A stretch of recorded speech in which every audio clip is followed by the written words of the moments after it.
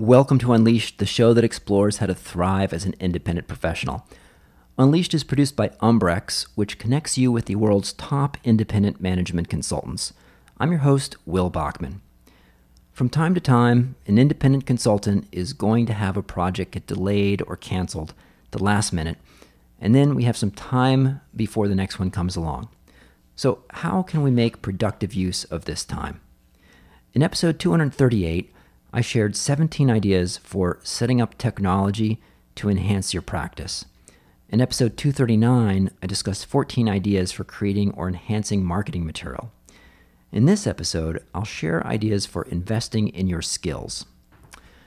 First, I want to share two paradigms for thinking about skills. Paradigm number one is a T-shaped profile, where you're really deep on one thing, that's the vertical part of your T, and then you have some knowledge on a lot of different things. That can be a good profile for becoming a trusted advisor. To get started as an advisor, you need to be deep in something to get hired.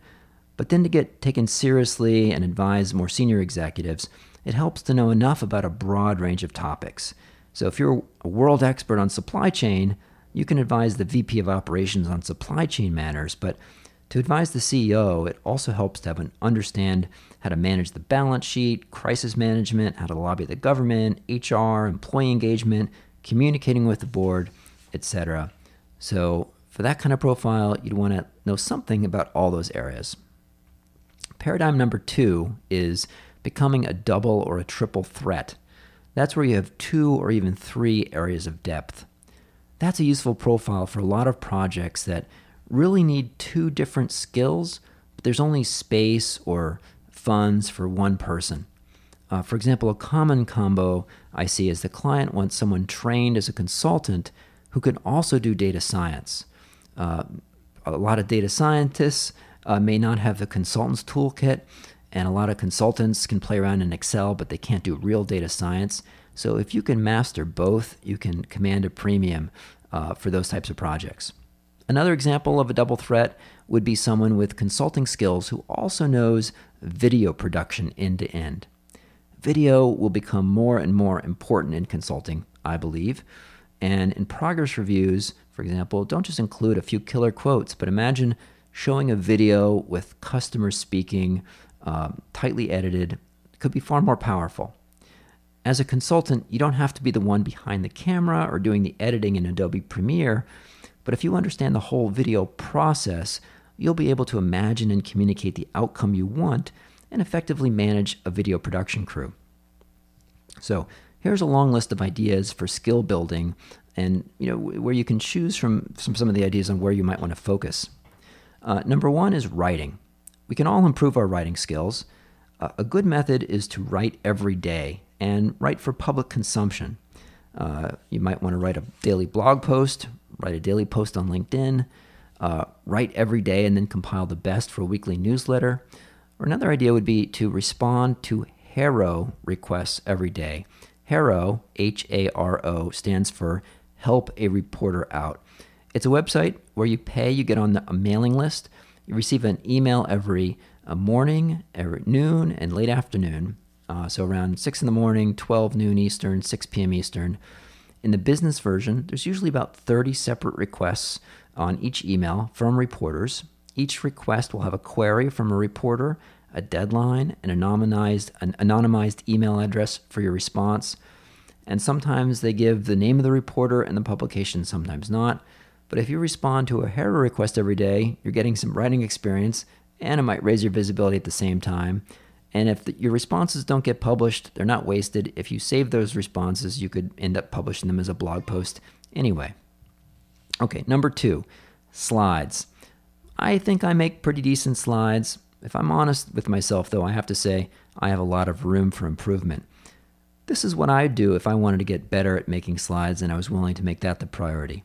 I'd use the Benjamin Franklin method. He improved his writing skills by taking articles that he read, reading them carefully, and then without looking at the original, trying to rewrite the piece. He talks about this in his autobiography. Sometimes he found that his version was even better than the original. So apply that same method to a really well-done slide deck. If you Google, you can find examples of McKinsey documents, for example, that have made their way into the public domain. Take one of those, study all the facts and figures, take notes on the data that you need, and the quotes and the numbers, but don't draw the figures. And then without looking at the original deck, maybe the next day, see if you can recreate the individual pages and the whole document.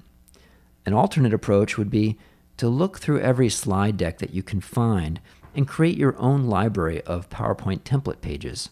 I think that'd be a very valuable exercise. All right, talked about writing, talked about slides. Number 3, data science and programming. It's only going to become more important to consulting. You might want to think about Python, R, Alteryx, other types of data science, and there's a lot of online courses available for that. Data visualization. Tableau has has a very good courses on their website. The software is not cheap. It's something I think on the order of $1,000 last time I checked for a subscription to Tableau, but it's becoming more and more important. The courses are free on their website. If you're going to start, it takes 1 or 2 weeks of solid study to start getting even intermediate level skills, so it does require a bit of investment to get up to speed on Tableau. But it's quite powerful tool. Number 5, software for creative professionals. You might think about learning software for audio editing, graphic design, user experience, video, web design, WordPress, HTML, Illustrator, InDesign, Photoshop, Premiere Pro, all these programs. There's a lot of free courses out there on how to get smart on those programs. Number 6, core business skills. So this could include business analysis. If your modeling skills are a bit rusty, boot up Excel and find an online business analysis course. Or finance. Obviously, that's a massive field to itself with lots of subtopics. Consider focusing on something specific, such as how to model a carve-out, or how to model the synergies from a post-merger integration, or how to do valuation. You could study accounting or refresh yourself. Marketing, obviously massive topic, evolving rapidly, changing every year. There's a big demand these days in the area of performance marketing, that is like measurable digital marketing. So that's one area you might want to look at. Project management. Okay. Number 7, just core software. If you aren't a true ninja on Excel and PowerPoint, invest 20 hours and sharpen your skills. When I was a business analyst at McKinsey, I spent an entire weekend and I learned every single function in Excel. I actually used every single one of them in a formula. Some I have never used since. All those trigonometry functions never seem to come up very much in my world, but that weekend has saved me countless hours since then. I've had a huge return on investment on that one weekend. Also, you want to master pivot tables. It really shocks me when I meet a business professional who doesn't know pivot tables. Learn to make charts in Excel. On PowerPoint, look at getting either a Meco Graphics or a ThinkCell plugin. They definitely give you PowerPoint superpowers, and it takes a little bit of effort to learn how to use ThinkCell or Meco Graphics. So when you're not on a project and in demand, now's the time to invest in that.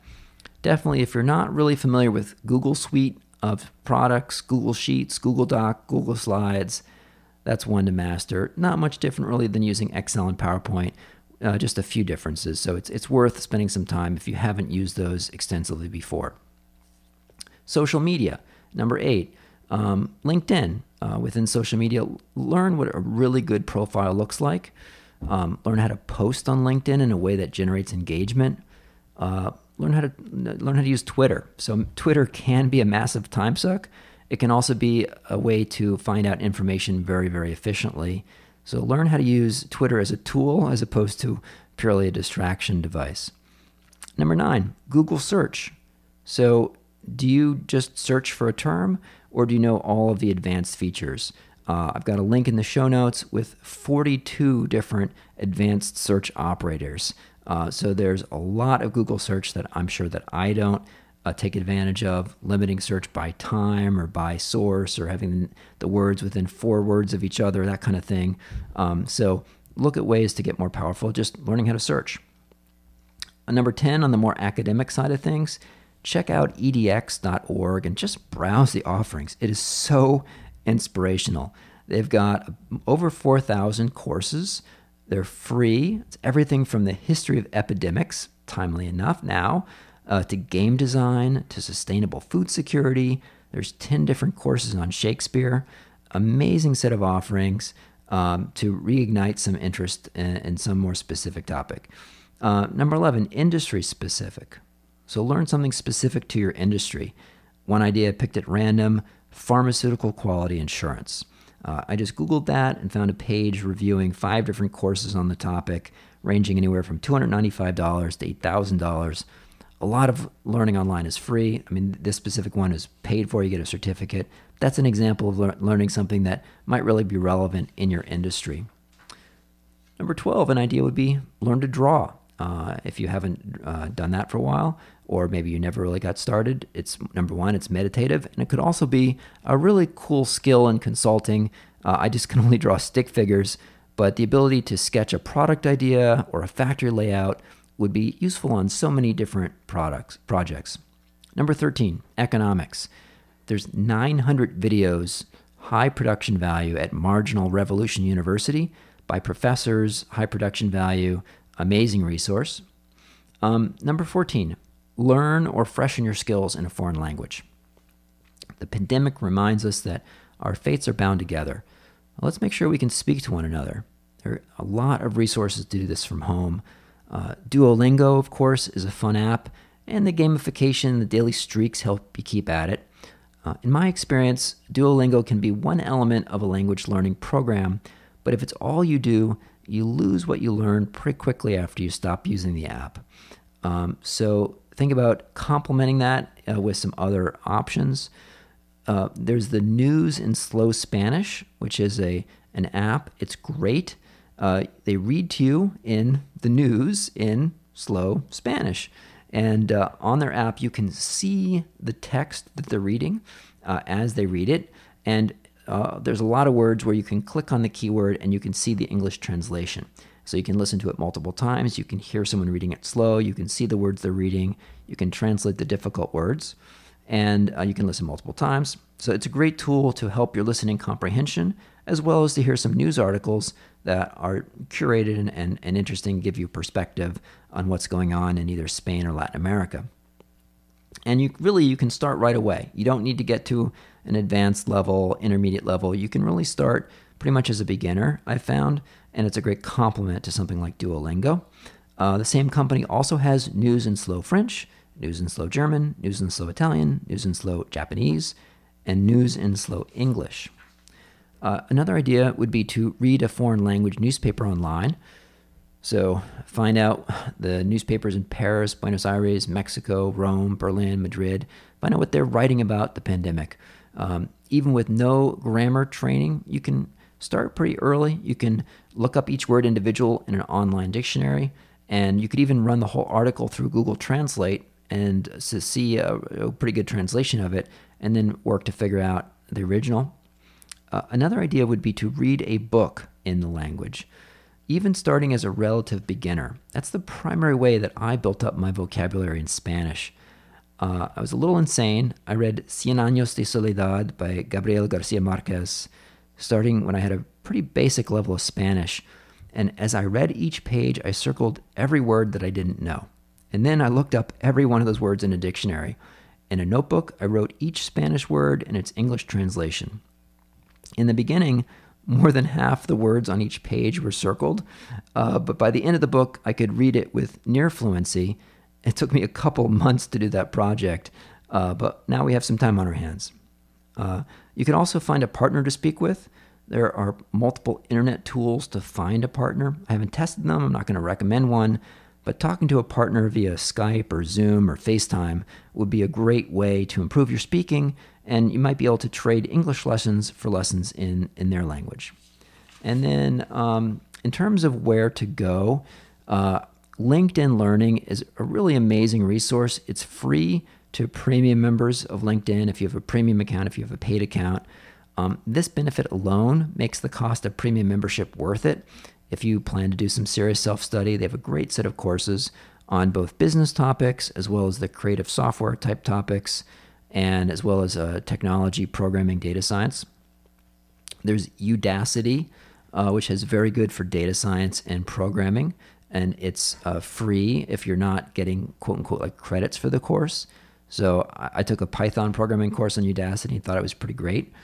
EDX, I mentioned before, great for general academic courses. It's taught by professors at leading universities in the world. So amazing access. Cognitive Class is another one. They have focus on AI, programming, and data science. Coursera, which covers business, liberal arts, programming, social science, physical science. They even have engineering courses. Iversity is another one, Iversity. And of course, YouTube. So YouTube, it's pretty easy to waste time, but if you use it with intention and you really find a good channel, it's also an incredible learning platform. So you have an amazing opportunity to build your skills. I'd love to hear what you're studying, what you've decided to focus on, what courses you really liked. Email me at unleashed@umbrex.com. Thanks for listening.